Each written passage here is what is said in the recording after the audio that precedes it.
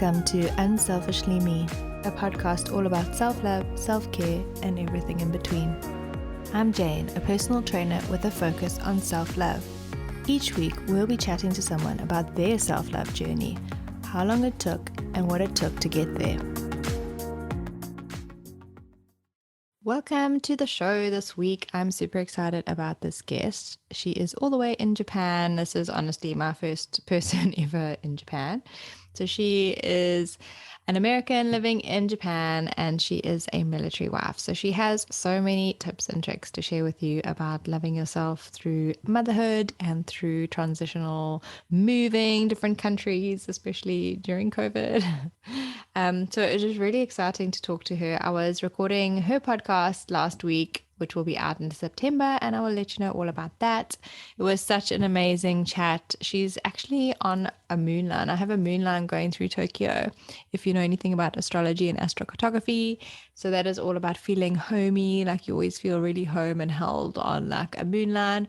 So I felt really comfortable with her and like at home chatting, to the point where after the show last week, we actually stayed on camera chatting for 20 minutes afterwards, and I honestly could have chatted to her for another hour. So I felt really good with her energy and that she was being on that line. And she's just an amazing person that you can really hear in her voice how she loves what she does. She loves meeting and chatting to people, and she loves sharing her gifts of helping moms to see the truth in their journey and helping them along as well. So often that you think that you are going through something alone and that you are, inverted commas, not normal because you think a certain way or you feel a certain way. But she has an amazing podcast called Mom Chat Show, and that allows you to really tap into the advice that you see from other people, and that they are sharing their stories about being moms and how they're feeling. And it really allows you to feel the same energy and know, this actually resonates with me. I feel the same. I really feel the same way. So she's got an incredible platform that she has created to help you to feel more in tune with being a mom, and that you are not alone and that you have the support around you, which I think is really, really important. So I'm really excited for you to hear this episode with Sade. So welcome, Sade. Tell us a little bit about yourself. All right. So I help moms rebuild their happiness after becoming a mom and wife. And I also own Mom Chat Show, which is my baby. And I love so much because it allows moms to share their story and also be really honest about their journey so that they can help somebody else. So it's a really good way for us moms to connect and know that we're not alone. I think that moms are probably the most honest people in the world. Like, if you know that you've got the door open and that it's someone that you aren't going to scare away with the truth, first time moms, I feel like your friends never tell you, they never warn you. Mm-hmm. But then if it is someone that you know that they can trust, they're like, okay, let me tell you the real stuff. Exactly. Which is so needed. Yeah. So what does self-love mean to you?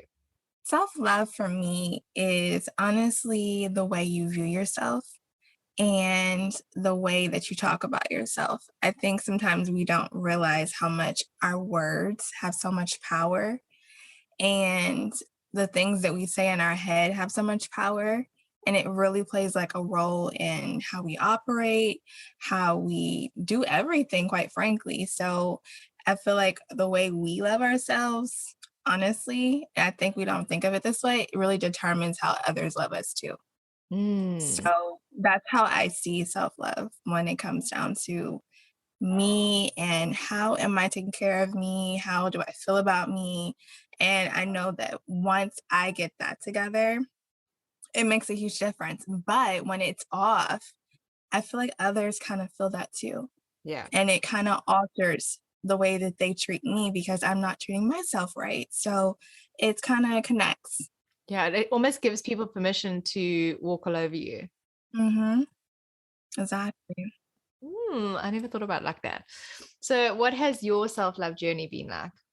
Oh my goodness. It's been very interesting, quite frankly. My self-love journey is literally what made me birth Mom Chat Show and made me want to help mom so much. So it's interesting how that works. But by me losing myself and not really having a strong self-love in the very beginning of motherhood, and then learning that the key to all of the issues that I was dealing with was me not getting to know myself and loving on myself.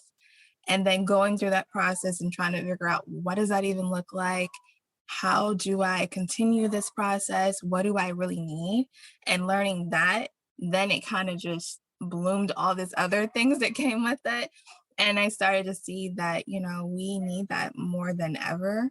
We need that honestly more than we need the physical care, because emotionally, if we're not happy and we're not really in tune with ourselves, it creates a problem everywhere.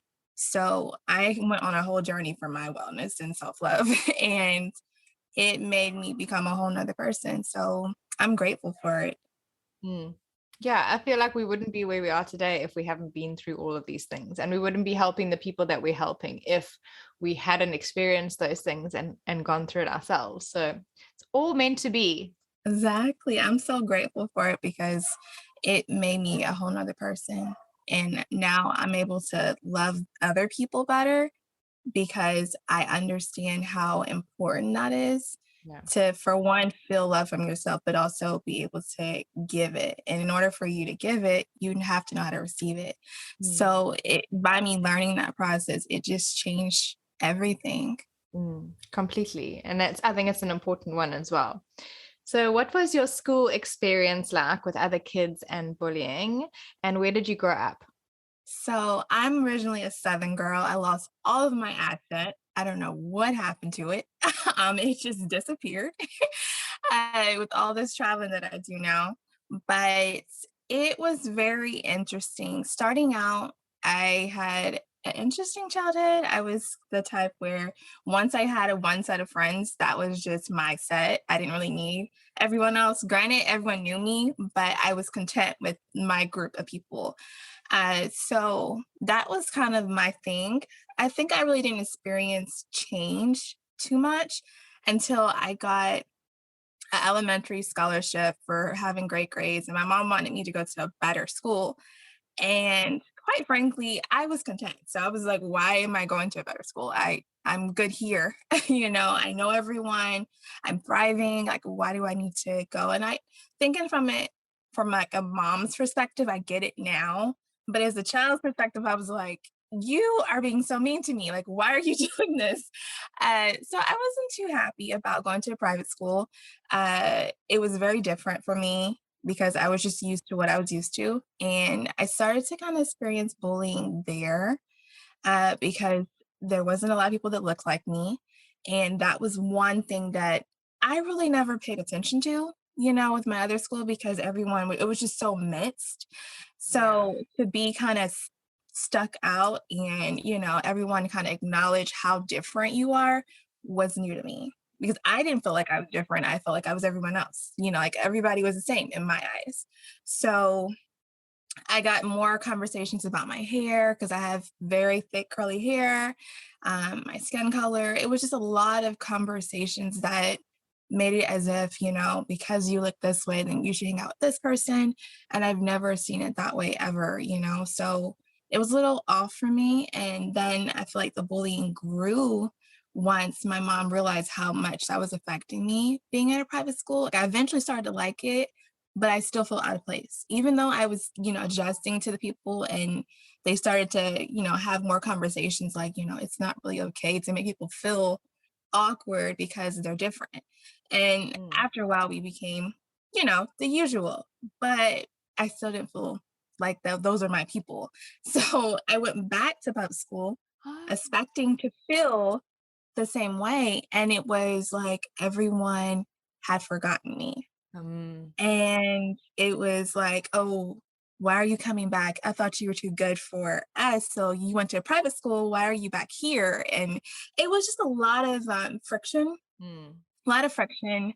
A lot of people had a bad taste in their mouth about the fact that I went to a private school and they were still at public, and I never even knew. That's the thing. mm, But it really woke my eyes up to a lot of differences. So I had a lot of things where I just was really all over the place. And then the people that did look like me, because my school that I went back to was minority of people that are of color, they didn't accept me, which was very interesting because I never experienced that before, not feeling accepted in my own race. So I went through a lot of changes once, all of the hopping around Yeah. and everything. So it was definitely a wake up call to that there's a lot more going on that you just don't know at times, Mm. being such an innocent child. So I had my share of bullying. It was just different ways of it. Yeah. Some of it was, I go to a new place and you think it's going to be better because it's better education, but then you don't fit in there because you're not in that same bracket as them. Usually at private schools is people that are, have more money, they have a lot going on.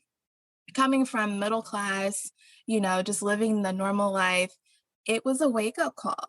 And to be pinpointed at a young age about how much your family makes, which you don't even, know, is kind of like awkward. So I went through a lot of different variations of bullying. There's so many I think we don't notice. I think that And it's a that was you definitely went one. through the deep bullying, the like, and also a lot of the stuff that they were saying to you is from subconscious on their side as well. I'm very aware of Mhm. what my white privilege, which I think not a lot of white people can say. They like to just skim under the surface and just pretend that, Mhm. everything's fine, everyone's equal. But coming from South Africa, where everything is not equal, and we've like grown up like that with apartheid. And then Mhm. I remember at school, it was obviously everything was separated, but I didn't remember everything. Obviously, I was so young, but I do remember when this one black girl came to our school, and her name was Cherry. If you're listening, I remember you. And like I became friends with her, and I have such vivid memories of. It's almost like I don't remember what it was before, but I remember her coming to school, and then I remember the after because we were like 6. Um, and then I remember we have like the beachfront here, and there were these slides, and we went for her birthday party. And I literally remember it so clearly. And I'm so aware of things now, like you say, like back then, I Mhm. wouldn't have remembered anything. I think we were like, oh, suddenly everyone is like mixing, and it was so nice. Like, I love it. But I'm so aware of it Yeah. now, looking back and seeing everything that's been going on in America. And, I can see it and say I am privileged. Like everything about me is privileged. Like I have had a much easier life because of everything. But like seeing that and listening to your story, and it also irritates me because people can't just accept you from coming from somewhere else, and that you're deserving to be there because you are smart enough to be there. So they should accept you. But how interesting that your friends didn't accept you. And all I kept thinking was, they must have felt abandoned, and it showed like what they thought of themselves, their own negative self-talk of not feeling good enough. Not that you were better than them, but that they couldn't apply and have the same opportunities. So they almost felt like they must have felt like they were like abandoned, kind of like the tribe, gets like someone's left the tribe and gone to the village down the road to get married or something, and almost like they got left behind. Let's say that they almost probably felt like they kind of got left behind. But how interesting, because it would have been on like a subconscious level, especially that they were comparing themselves. But it's like, yes, you had a lot to deal with at a young age. The bullying, it's different when it's like constant bullying to your face and words and things like that. Obviously, it's degrading and it is upsetting. But that is on a deep level. Yeah, it was very interesting, and I think most people don't realize or either possibly don't talk about it because they don't wanna say, like, the issues that happen with your own race sometimes too, and it's interesting because it does happen, we just don't speak on it, and it's like if, my the biggest thing that they didn't like that made them be that way was, "Oh, you talk too proper." Well, I was brought up that way. "Oh, you went to a private school, so, you should be smarter than that, so why are you here?" Yeah. And just all different types of things, so it's very interesting how there's so many different levels to bullying that I think at times we don't dig into because either we don't wanna say it or we don't want to acknowledge it. But it's definitely real in there. And to experience that at a such young age, like thinking of it from a mom's perspective, I'm like, oh my gosh, I couldn't even imagine my child going to school and someone telling them that they're not black enough or they talk too proper or you act this way, you should look this way. And just to have that almost disconnect from your people that should be supporting you the most, quite frankly. Mm. It's yeah, it's very interesting. Oh, as a mom, yeah, you kind of put yourself in their shoes now as well. Like I think about stuff when I was growing up. I'm like, "Oh, that was her now. I would literally like run people over." Exactly. Oh my god. I know, Spoiler it's alert, I crazy. won't actually kill anyone. I'm just saying that. I get what you mean though, because, like, Yeah. thinking of it from an adult's point of view, you're like, "Oh my gosh, I can't believe they actually would do that to another child." Like, I don't get it. But yeah, kids can be Mm. mean. They can be Yeah. mean. Parents, we're watching you. It's coming from you. You need to do better. Mhm. Exactly. Exactly. Something. Oh. So, we're in the South, by the way. I love the South and I love country music and all that stuff. So, we're in the South. Did you grab? I actually grew up in Arkansas, and most people, when I Oh, tell them that, they're like, what is out there? What is this?" And I'm like, "There's so many things in Arkansas if you only knew." It's actually a really good time. So, I love that. yeah. I've heard Mhm. the name. I haven't seen pictures much, but I'm going to go and research and have a look and see where you grew up. Love that. Love It's it. really pretty, very, very Ah, lushy, very green, um, ah, lots of pretty land. People are very laid back. The accent is really strong, so if you ever go in a video and type in Arkansas people, you'll see why I said my accent is gone. okay. Um, but yeah, it's a very nice, calm, laid back place, so mhm. What we all need these days. Yes. Hustle and bustle. So, how has becoming a mom changed you? Oh my Hmm. goodness. Okay, so people don't say how much it's going to make you into a new person because when I had my first child, I was just like overjoyed because I had always wanted to be a mom. So it was like, yes, oh my goodness, I'm having many mean, and so on and forth. Not really thinking of all the drastic other things that are going to take place after. Um, and once I had him, I was just in love, quite frankly, because he's so much like me. He's like a mini version of me. And I was just excited about all the things, but I think the thing that I didn't know or wasn't prepared for was the mental shift. The mental shift and the emotional roller coaster that takes place. I wasn't aware of that. I didn't expect it. I didn't have any friends that were having babies at the time. So I didn't really have someone to kind of like bounce off of or be like, what is motherhood like? So I was just kind of figuring it out blindly. And I bumped my head a lot, a whole lot. But it taught me, for one, that I had to love myself because within I would say the first, mm, after my second and possibly mid of the third child, I had lost myself heavily because I was just so excited. And I'm the type that once I do something, I submerge all in. So it's easy for me to get lost.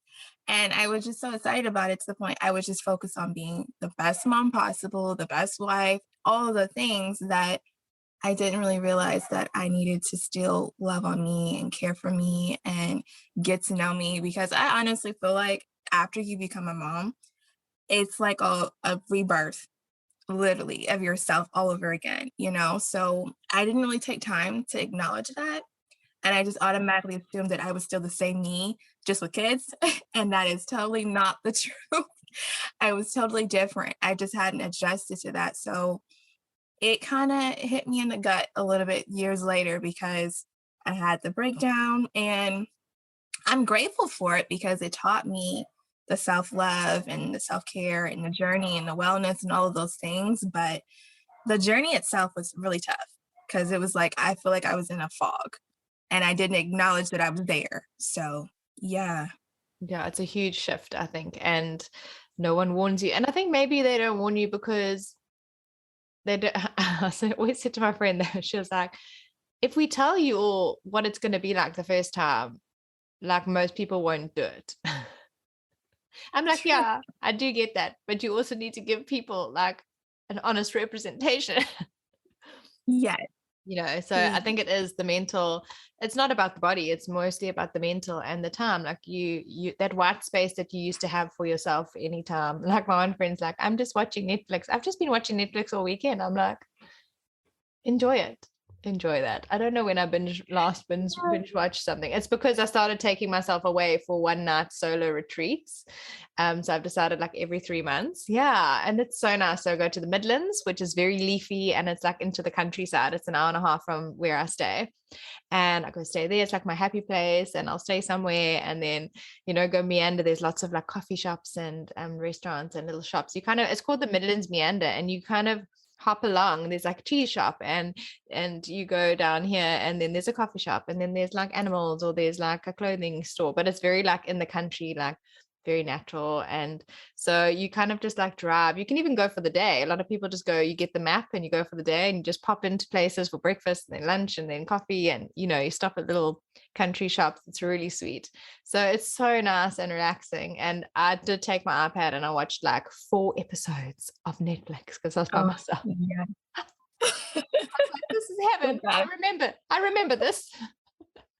Mhm. So I think you need to create those pockets of peace for yourself. You really have to create the time. We all have different things that we do in the time, but it's like prioritizing it. So like I've set things on Instagram. Obviously we work on social media, so we have to post and we have to engage. So we have to be on there, but like setting those reminders and then being like, okay, that 10 minutes is up. I'm going to go, and now I can actually read for 10 minutes or whatever the case. You really have to create the time with what you have now, whereas before you had it so you could just do whatever you wanted. So it's really trying to find that time, which I think is, as a mom, is hard. You have to prioritize things, and your mental well-being. Do I sleep like an hour less and get up and actually do some movement and that makes me feel good, or do I sleep? So I think it's also like choosing certain Mhm. days. You're going to choose different things, and I think that's important. Just a quick little interlude here. If you're enjoying this episode, I would love to reach a lot more people and help them on their journey back to themselves. So if you could do me a favor, and most of you are listening on your phone, can you just press pause and head to the share button and send this to a friend that you think might enjoy it? It really does help me to reach more people, and it helps me to be able to help them and for them to then carry on their journey of self-love. Thank you. What self-love practices do you do each day? Goodness, I have a lot. Okay, so I love that. um, I have a process. I do because I understand. Like after me going on the journey, I purposely like submerged myself in all things, which was really hard for me because I'm the type like once I find something I like, I latch onto it. Yeah. So it was a little weird for me to be like, okay, I'm gonna do something I've never heard of, I've never done before, and I'm gonna enjoy it. Yeah. So by me doing that for, I think it was like a year and a half, I did this journey. Yeah, it was a really intense journey, but it was so needed. Um, I started to realize like what I actually liked. Mm. And now I'm like addicted to what I call it. I gave it a name. So it's music mood self-care. Oh. Yeah, it's a whole process. So, but I do that, and that is like my way of gauging my emotions and kind of being aware and attentive to that. So, I do that to kind of help my moods and everything. And I love reading and doing motivational speakers. I'm in love with that. My favorite is Les Brown. I love his stuff. He just makes me laugh and motivates me all in the same thing. And my biggest thing though that I have to have, like no matter what I change up in my day, it has to happen because it helps me be aware of my thoughts, my emotions, and gets my head right for the day is walking with my dog. So we have our own little route that we do, and we have our actual spot that I go to every day. And I know my neighbors are probably like, this girl is repetitive. I am. And we walk the same route, and we stand in this one spot where it's the water, and I watch the ducks, and I sit with nature, and I allow myself just to sit there and be present with my thoughts and everything that's happening with me so that I know what's going on with me. I know how I'm going to go about it. And it just kind of clears everything, quite frankly. So that is my go to. Like, if I don't have that, I'm all off the place. Like, I'm off the rocker. So I need that. But yeah, it's my sanity for sure, is going to that little spot and just sitting there and allowing my brain for once to be quiet. Mm, So whatever pops up in my head in that moment, I'm okay with it because that's my quiet time. And mm. he's gotten used to it too because he just sits there and he's like, okay, here we go. And we just do it together. So, he's been doing it with me since he's been a puppy at this point. So it's kind of our thing, but it's definitely my peace time for sure that I have to have. And it's so grounding for you as well. So it's actually beautiful that you have that time and that he just sits there grounding, meditating. He's probably loves it. Probably that's a nice little break to just like stay. Yeah, Mm. he loves it. At this point, I think it gives him a break too from the kids too. So he's like, "Oh, yeah, let's take this, moment to ourselves of silence." And I think he gets his little relaxation time in too. So we Yeah. share it. And I think Yeah. and he will like if you didn't go one day, he would be like, sorry, what? Where's my peace time? Yes. What's He happening? actually Yes, he does that. He does. He feels away. And I'll go to stare and I'm like, "I just wanted to lay in today. I'm sorry." And he's looking at me like, "You're messing up our process." So, Routine is yeah. ruined. What are you doing? Get up. That's also quite nice. It's almost like you have an accountability partner. Yes, I never thought about that, but that is so accurate. He is my accountability partner for sure. Yeah. Yeah. Mhm. Like you have to take it, he's expecting you. So you're like, Yeah. I love that. He's so cute. So we hadn't spoken about where you've moved to, which I think will surprise people. So what led you to Japan and how are you finding that journey? So what led us here is military. I'm a military spouse, and we've been trying to get here for a while to get here, but then they chose the weirdest time out of all the years they could have sent us. Was literally in the beginning of when we found out about COVID and all the things. So it was kind of scary traveling here because I did not know anything about what was happening or really understood it properly yet. But I'm glad that they did though, because we're in the ending years of him about to get out. So if we didn't do it, we probably would have never got sent here. And Oh, I don't know if we would have did it on our own, if we would have just, uprooted and came all the way overseas. But I'm glad we did because now the kids, they're getting to experience so much different things with culture. I've mm, learned a whole lot. And the interesting thing that I didn't think I was going to actually enjoyed the most of learning was the animals and the bugs and their temperatures and all those things. It's been very interesting because it's so drastically different. yeah. And I didn't expect it to be that, big of a change for me, but it has. And I honestly find it interesting. I see it as like I'm watching a show every day because I never really know what to expect because I haven't been here long. I've only Yeah. been here for, I think we're about to be almost 2 years. Oh, And that first year went by super quick because there's so much taking place. So this year, I feel like is where I've actually been submerged more into everything and really taking it in. And like, you're in Japan. Like, how do you feel about this? This is Japan. It's a huge change for me. And to get our dog from Japan on top of that has been very interesting as well. Uh, didn't think that was going to happen, but I'm glad it did. Every change that has happened, I feel like it was strategically on purpose. mm, And it was definitely needed because Japan is so slow paced and quiet. At least the area we're in. yes. Tokyo is way more fast paced, but Mm, we're more in the southern part, so it's very slow paced. oh, Everyone's very chill, very laid back, and I think I needed that peace, mm, and I didn't realize it until I got here, that I needed that slow down and to mm, just sit still and be more present, and since I've been here, my wellness journey has excelled to a whole 'nother level. So I guess it needed to happen more than I realized. And mm, for my kids, it's been the same thing too. We're all kind of like understanding ourselves more and being more present, more aware, and really kind of enjoying the simple things and really taking advantage of those things. It's because life right now, it's kind of making us be more aware that the simple things matter more than anything. And I'm more grateful for those. So, yeah, Japan has been very good to me. Yeah. I think that also isn't that part of their culture? Like they really do appreciate the simple things and they love to just like slow down and be present. From what I've never been there, but from what I've like seen and gathered, it is part of their culture and it is kind of their way of life as well. Do you dream of going to Egypt? Now you can. Join our self-love retreat to the beautiful and ancient Egypt in October. There are 2 sharing rooms left, so grab your bestie, mom, sister, and book your trip of a lifetime. Meet your overseas friends in Cairo or travel from South Africa together. Your deposit secures your spot and the rest can be paid monthly. It includes 2 beginner-friendly yoga classes, 2 guided meditations, guided journaling, sunset full moon dance, self-love talk, and time for you. We're going to the beautiful Cairo and Fayum, and a full moon in the Egyptian desert. Join myself, Jane, from Unselfishly Me, and Senta from Maya Tours and Maya Belly Dancing to guide you through your beautiful journey. We'll be visiting the exciting Cairo, which is very vibey and fun, so your tour is full of Cairo adventures.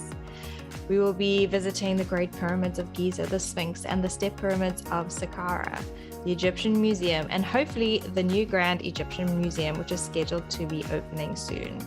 We'll explore the beautiful old Coptic Cairo, the Babylon Fortress, and the cave where Mary and baby Jesus hid for 3 months. We'll also take you shopping for souvenirs in the vibey Khan el Galili market. You will also have a delicious dinner and watch a famous belly dancer perform on a Nile cruise.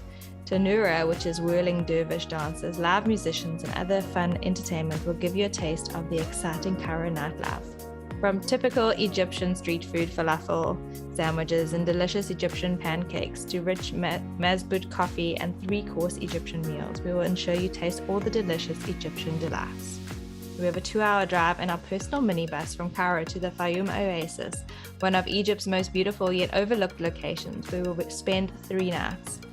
In Fayum, life just kind of slows down and goes back to the natural rhythm it should be. We're going to Wadi Al Rayyan, a protected national park, and it is one of Fayum's many highlights. We'll be taking a 4-wheel drive safari there. The sprawling park also features a variety of distinctive scenic attractions that include moving dunes, natural sulfur springs, mountains, and its best-kept secret, Wadi Al Hitan. A UNESCO World Heritage Site since 2005, Wadi Al Hitan, also known as the Valley of the Whales, is an open-air museum that offers a puzzling depiction of the evolution of life. The magic lake is named as such thanks to its mesmerizing waters, which change color depending on the time of day and amount of sun exposure it gets. Looking down at the lake from the top of the dunes is something of a surreal spectacle, with the calm water serving as a crystal clear mirror reflecting the sky. We will also share some special retreat time at our hotel overlooking beautiful Lake Quran. Considered the world's most ancient lake, it's not suitable for swimming, but Lake Quran has become a legendary destination for passionate bird watchers. The tour dates are the 6th to the 14th of October, including travel, so arrival in Cairo on the 7th of October and departure from Cairo on the 13th of October. We'd love to have you on our Egyptian retreat, which is a once-off special treat for Unselfishly Me. I'm very excited and I'd love to have you with us. So if you are one of the last 4 people who want to join us, there are 2 sharing rooms left. So grab your sister, your bestie, your mom, whoever you want to bring with you, and email hello@unselfishlyme.com. Yes, they actually embrace that. They love breaks. They're hard workers though. I've never seen people work so take so much pride into their job no matter what the title is. And it's really changed my perspective on things because sometimes we're quick to be like, "Oh, well, this is small." And in their eyes, nothing is small. Everything has purpose. Everything is important. And they're just very prideful of what they do, and when they do it, they go all in, and I love that about them. But it's like when break time is here, they go all in with break time too. I have never seen the most calm, relaxed people when it comes down to break time. Like, they love, taking naps. They're very big on naps here, which has made me kinda embrace it. I've been learning the health benefits behind it, and I'm like, "Okay, I kinda get it because they are very big on health here. They're very big on it. They even, actually add it into the workforce. Like, they incorporate that. So, it's made me kind of like, "Okay, maybe I can be more health conscious too." So, I'm learning a lot from them. I'm learning a whole lot, and I love that they're that way because, like I said, I really feel like I needed to slow down, especially coming from the city, because we literally came from city life and then came here, and it was just, like, too drastic extremes. And I was like, you know what? I think we needed this piece because the other one was so fast. Yeah. So It's too, yeah, too much. mhm, it was a lot.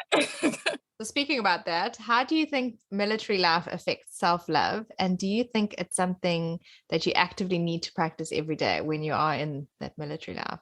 I feel like it has a huge effect. So, because it is a lot, because we take on a whole lot, I always say with being a military spouse, occasionally during that journey of being a spouse, you are going to play both roles. And sometimes you're going to be mom and dad. And it can be really intense to have to wear both those hats and try to be the best version of yourself at the same time and be sane. So it's really important to have those tools in place to take care of yourself because it's easy for you to feel like you're losing it because you're trying to do so much. You're trying to be the mom and dad and make sure everyone is good. Be supportive for your spouse that's overseas or wherever they're at. And also make sure all the other things you were doing stay afloat too. So it can be a lot. It can be a whole lot. And sometimes you don't even know people. Like occasionally you may get lucky and you might have a family member that lives close by. Occasionally. But most times, and honestly, if we're thinking of my journey, I think maybe only one to two of our duty stations, I have been close to family. Almost majority of them have been far away. And that can be intense to take on to being in a new location, don't have friends, don't have family. And then on top of that, they might leave in the very beginning of you being there. So it can be a lot to take in. And I think the thing that I had to learn very quickly was that it's okay to create your own little bubble to keep yourself sanity, keep yourself sane. And I had to do that because it helped me, for one, stay strong because it's a lot and not break during it because there's sometimes where you get so overwhelmed you do want to break and you do want to just cry, but it's like you have kids that are depending on you and they're watching you and waiting for you to come through. So they don't have dad to depend on in that moment. They have you. And, that can be hard to take in. So, yeah, tools are important. I had to really learn, like, okay, what things can I do? I know that I can't leave the house frequently because I have kids, hanging on me right and left. But what can I do at home? What can I do that's going to make me feel good? And it's also going to keep them from being scared and overwhelmed because they know they're aware of what's happening. So they're going through changes as well, just as much as I am. So you have to kind of figure out that balance of how do I take care of them and then how do I take care of myself and be okay. So I had to learn that I'm going to have days where some days are just going to be crappy and they're not going to be good. And I accepted that. But then I also accepted the fact, okay, pick yourself back up. Now, what can you do? So you have to allow yourself to just kind of go through those emotions, but be aware of the fact you're struggling and that's okay. But what can you do now? What can you do to get out of it? What can you do to keep going? So I created my own tools to get through it and to be aware of what's going on with my kids too. And then I created tools for them too, because we're both going through it. So you just kind of have to make it work for your family and then for yourself too. It's a lot, but yeah, it's doable, but it is a lot. Yeah. Yeah, I can see that, sure. But at least you have the tools and you are setting such a good example. And then you have your podcast so you can help people on that. So tell us a little bit more. We touched on it earlier, but tell us a little bit more about your podcast. Oh, my baby. So, Mom Chat Show, it was birthed literally through my struggles in the beginning of being a mom and realizing that we weren't talking. Everyone was going through their own little struggles separately, individually. And it was just like, why is no one saying that I'm going through this? Can you help me with this? Like, why are we acting as if we have to be perfect? But we're moms, like, we're not supposed to be perfect. We're not robots, we're human. So we're going through things and we should be leaning on each other, but we're not. And I think I realized that the most when I was going through my stuff and I didn't feel like I could say anything because it was like felt like this personal shame or embarrassment of, oh my goodness, why do I not understand this? And you know what? I'm not going to say anything because I'm sure they already know and they're going to make me feel bad or they're going to judge me. So you don't say anything at all. And then you're just suffering. And I went through that for so long to the point it caused me to have the personal breakdown and to go through so many things. But if you think about it, it was like, well, why did I not just say something to someone? Someone could have related to me. And who knows what would have happened or what would have changed if we would have actually just talked and leaned on each other. So I started talking to lots of people and I started hearing the same things. It was horrible. I was like, oh my gosh, I'm regretting even asking because this is like not good. We're not looking good right now as a whole. We're looking pretty bad as moms. And it made me sad too, though, because their stories were just, it was horrible. And it was really like deep rooted stuff going on that they had been dealing with for years. And some of them had never even told anyone. And that was their first time telling me and telling an actual another person that wasn't themselves. So I was like, okay, you know what? We need to change this. And even if I'm going to just create a small dent, that's some type of change. So I was like, I'm going to create Mom Chat Show and I'm going to allow moms to actually talk for once. And I really want them to be really honest. I don't want filters. I don't want fluff. Like, let's really talk about like what you went through. How are you going through it? What mistakes did you learn? Like, be really, really honest with me. Treat me as if you are talking to someone you've known forever. Let's actually have girl chat and it not be like, okay, she's gonna judge me. Because I'm not, because I've been through some of everything. So I'm the last person that should judge you.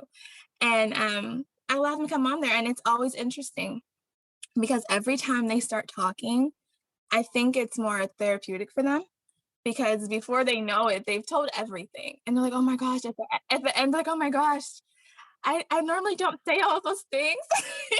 I normally don't tell everybody that. And I'm like, well, I honestly feel like that happened on purpose and that most likely you needed to say that. You just never allowed yourself to say it. And I'm glad that you did that because someone else is listening to that and they can relate to it. They understand what you're talking about. And now they know they're not solo in this. They're not by themselves. They're not crazy. They actually are going through something and someone else has been through the same thing. And now they can learn from you. So don't be ashamed of that. This is your story. This is your journey. And you just help somebody by talking about it. And that's literally what Mom Chat Show is all about is allowing moms to be really real. And then also occasionally bringing on professionals too that are moms too, but they've already gotten through their journey a little bit or they're still going through it. And now they can help them too. So I want that support system for moms because we deserve to win. We do a lot. Yeah. And we all need the support. And by asking, I love that they ask the question when they talk about their journey. It's something that people will be too scared to ask or talk about, but hearing it from someone else and hearing someone else ask it, it like makes such a difference. Mhm. Because now you're like, "Oh my goodness, they get me. They truly get me, and there's nothing wrong with me. What I'm feeling is normal, and I'm gonna be fine." And I think that Mm, sometimes that's what we really need to hear is that we're gonna be okay. We just don't yeah, say anything, so we don't give that anyone that opportunity to tell us that it's gonna be okay. But exactly. now they get to at least hear it, and they get to have those feelings come through like, "Okay, you know what? I'm alright. I'm alright." Mm, Yeah. I'm normal. Yeah. Yeah, I'm normal. Exactly. Yes. So, if there's one thing that you wish you could tell your younger self, what would it be? If I could tell my younger self anything, it would be honestly, I have more than one thing Imma say, but they all go together. It would be, for one, take your time. There's no rush. It's okay. Take your time. You don't need to rush anything. You don't need to what's the word for it? You don't need to impress anyone. Just be yourself. It's okay. And the other thing is stop being so hard on yourself. You're learning. You're not supposed to know everything. It's okay to not know everything. Be okay with that. Be okay with not being perfect. That would be the thing I would definitely tell myself, because I was very hard on myself to be perfect, to be a people pleaser, to make sure everyone was okay. Everyone saw me in the light that they feel like they should see me in. When in actuality, the real healing and the happiness starts when you allow yourself to be you, and you allow yourself to make mistakes and just be human. That's when things really start to take off and you really start to live. And that's definitely what I would have told her for sure. Yeah. Oh, yeah, I think we could all relate to that. Especially as women. It's such a woman thing, like to try and, make everyone happy and make sure everyone around you is okay. And, do everything perfectly the first time because we don't want to fail. It is just, I think it's also because society like puts that on us to make us feel like we have to be a certain way and we have to do these things. So very powerful. I'm Mhm. sure that will resonate with so many people. Thank you for that. So where can everyone find you? Because we want them to find you. They can find me on momchatshow.com, and on Instagram it's momchatshow as well. So we're slowly spreading to multiple platforms. We're growing. And so, yeah, I made it very simple because I wanted to make it to where it would be easy for you to find us no matter where you search at. Mm. Yeah, I think that's important. When you have different names on different platforms, it's really hard to like find where do I find you? But we'll put all of that in the show notes, so it'll be clickable and they can go and find you. And this will come out before I'm on your show. So if you want to go listen, it'll be probably after September-ish, and then I'll share that as well. But I'm really excited. That's why if you guys thought that we really gelled, is because we've already had like an hour together before. Exactly. And then we even spoke like 20 minutes afterwards off camera having a chat. So it was really nice. So yeah, I will share on that when it comes out as well, because obviously we talk about it's the same topics, but it's in a different way. Yeah. So I will share about that as well. And I love that. And I'm sure we'll do an Instagram live together sometime, maybe if you're keen. I think it'll be nice to do a little Instagram together. That would be But thank you so much for being here and giving up your afternoon. It's morning here, but afternoon there. And yeah, I've just loved chatting to you. So I can't wait to chat more on Instagram and share the message for all the moms out there. And yeah, bring attention to things that we don't bring attention to. You're not meant to get through this life alone and these things alone. We need to shed some light on it and make you feel like you are normal, because you are. It's just that other people just don't talk about it. So you think you're not normal, but you are. So thank you so much, Sade, for being here. And yeah, I look forward to, I'm going to put this on YouTube as well after we put the episode on to our podcast. So I'm super excited that I got the chance to chat with you today. And yeah, thank you so much for sharing your message and your journey, because you're helping so many other people as well. No problem. I'm glad you invited me. I love talking about topics like this. So this was amazing and definitely needed, because I feel like we need to talk about this more often. So thank Yeah, you for having me. welcome. Yay. And thank you guys for listening, and I will see you next week. Thanks for listening to Unselfishly Me. Follow us on Instagram at unselfishlyme and check out our website www.unselfishlyme.com.